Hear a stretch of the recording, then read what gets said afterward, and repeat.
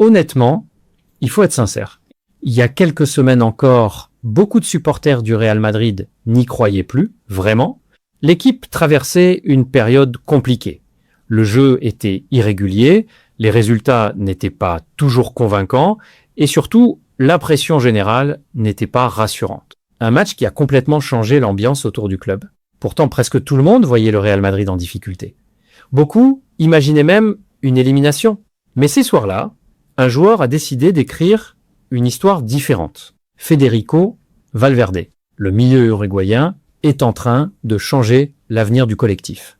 Les joueurs ont retrouvé de l'énergie, de la confiance. Et ça s'est encore vu lors du match suivant contre Elche. Sur le papier, certains ont pensé que ce serait un match facile. Après tout, Elche est 17e du championnat, mais dans le football, la réalité est souvent différente. D'ailleurs, lors du match aller, Madrid n'avait pas réussi à gagner. Le score final était 2-2. Donc personne ne pouvait prendre ce match à la légère. Et dès les premières minutes, on a compris que la rencontre allait être plus compliquée que prévu. Pendant presque 20 minutes, Elche a montré beaucoup de sérénité. Il faisait circuler le ballon.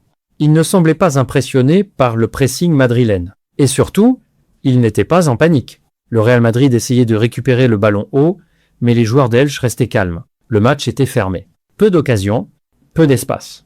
Madrid avait le ballon par moment, mais il manquait quelque chose pour vraiment faire la différence. Valverde joue actuellement avec énormément de confiance. Quand un joueur atteint ce niveau de confiance, tout devient plus simple. Aujourd'hui, ses statistiques sont impressionnantes. Il est déjà impliqué dans 19 actions décisives cette saison.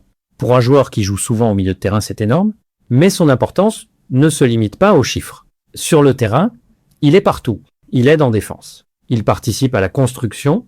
Il se projette vers l'avant. Et il marque des buts. On peut dire qu'il joue comme un joueur libre, capable d'apparaître à plusieurs endroits du terrain. Mais cette liberté existe aussi grâce au travail des joueurs autour de lui.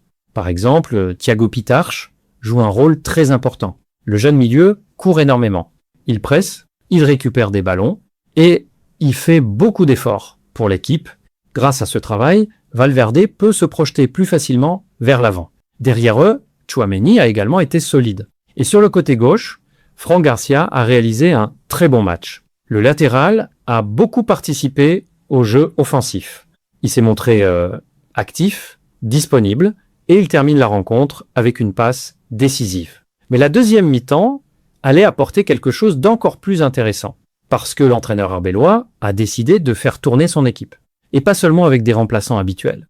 Il a donné du temps de jeu à plusieurs jeunes venus de la Castilla. Pour ces joueurs, c'était une occasion énorme, et ils ont immédiatement montré leur envie. Certains ont même fait la différence. Un but construit par 2 jeunes du club.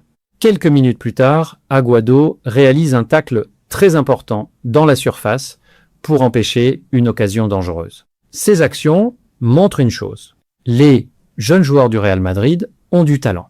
Mais surtout, ils ont la motivation, ils veulent prouver qu'ils peuvent jouer au plus haut niveau.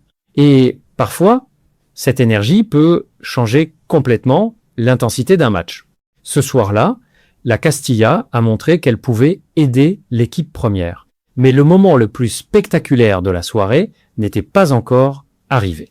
Parce qu'un autre jeune joueur allait réussir un geste totalement incroyable, mais la scène la plus incroyable du match n'était pas encore arrivée. Parce qu'en fin de rencontre, le stade entier a assisté à quelque chose que l'on voit très rarement dans le football. Un but venu presque de l'autre bout du terrain. Le Real Madrid contrôlait déjà la rencontre. Le score était de 3-1. Les Madrilènes géraient tranquillement la fin du match, puis le ballon arrive dans les pieds d'Arda Güler. Le jeune Turc se trouve encore dans sa moitié de terrain, très loin du but. Le gardien adverse est bien placé. Il n'y a aucune situation d'urgence. Mais à ce moment précis, Güler lève la tête. Il regarde la position du gardien et il tente quelque chose de complètement inattendu. Une frappe énorme. Le ballon monte très haut. Pendant 1 seconde, personne ne comprend vraiment ce qui se passe. Puis la trajectoire devient claire. La balle descend directement vers le but. Et elle termine au fond des filets. Un but totalement fou. Un tir venu d'environ 70 mètres. Ce genre d'action arrive très rarement dans une carrière. Même les joueurs semblaient surpris, mais ce geste récompensait parfaitement l'entrée du jeune joueur. Depuis son arrivée au club, certains doutaient de lui. Certains disaient qu'il n'avait pas le niveau, qu'il n'était pas prêt pour jouer au Real Madrid, mais ce soir-là, il a montré exactement pourquoi le club croit en lui. Et ce genre de moment peut complètement changer la perception autour d'un joueur, parce que marquer un but comme celui-là, ça marque les esprits. Pendant ce temps, le Real Madrid continuait de contrôler la rencontre. Et il faut aussi parler de la gestion du match par Arbeloa. L'entraîneur a pris une décision importante. Il a commencé à faire des changements très tôt, dans la seconde période. Valverde est sorti, Tchouaméni aussi, Vinicius a été remplacé. Brahim Diaz également, et cela a permis de faire entrer plusieurs jeunes joueurs. Au final, la fin du match s'est jouée presque entièrement avec des joueurs formés au club. Une équipe très jeune, la moyenne d'âge sur le terrain devait tourner autour de 20 ans. Et malgré cela, le niveau est resté très bon. On a vu de belles séquences de jeu, des petites combinaisons, des déplacements intelligents, une vraie envie de jouer. Cette attitude montre une chose très importante. Ces jeunes veulent saisir leur chance. Et quand on regarde certains noms qui arrivent, on comprend que le futur du club peut être très intéressant. Des joueurs comme Pitarch, Palacios, Manuel, Angel, Yanez, N. Tous ont montré de bonnes choses.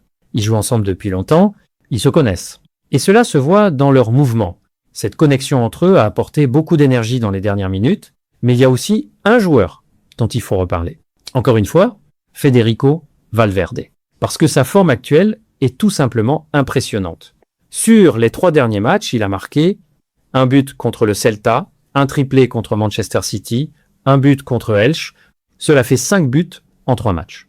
Pour un milieu de terrain, c'est énorme. Et surtout, il ne se contente pas de marquer. Il participe à tout, construction du jeu, récupération, pressing, projection offensive. Il est devenu l'un des joueurs les plus importants de l'équipe. Et aujourd'hui, beaucoup de supporters se posent une question. Est-ce que Valverde est devenu le leader du Real Madrid?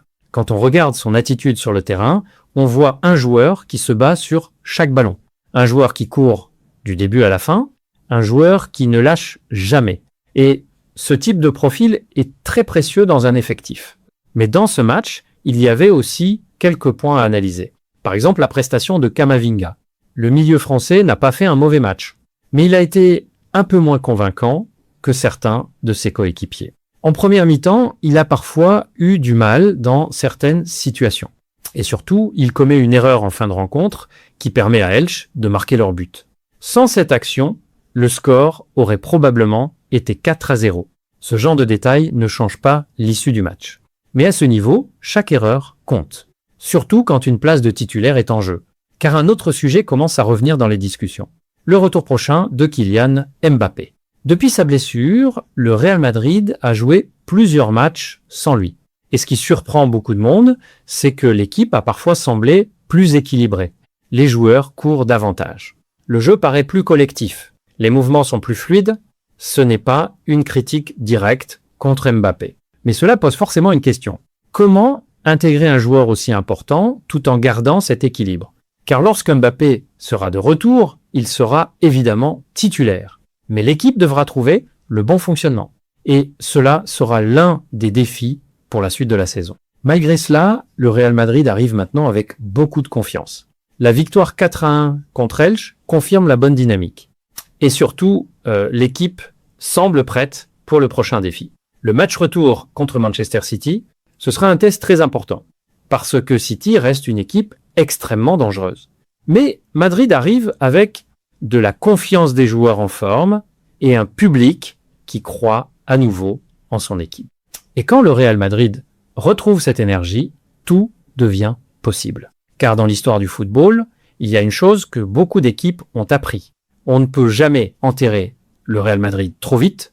Quand la fin de saison approche, le club trouve souvent une manière de revenir. Et peut être que cette victoire contre Elche marque justement le début d'un nouveau moment fort. Et vous, les Madridistas, que pensez-vous de la forme actuelle de Valverde? Est-il devenu le joueur le plus important du Real Madrid cette saison? Dites-moi votre avis dans les commentaires. Et si la vidéo vous a plu, like, abonnez-vous. Et on se retrouve très bientôt pour la prochaine analyse.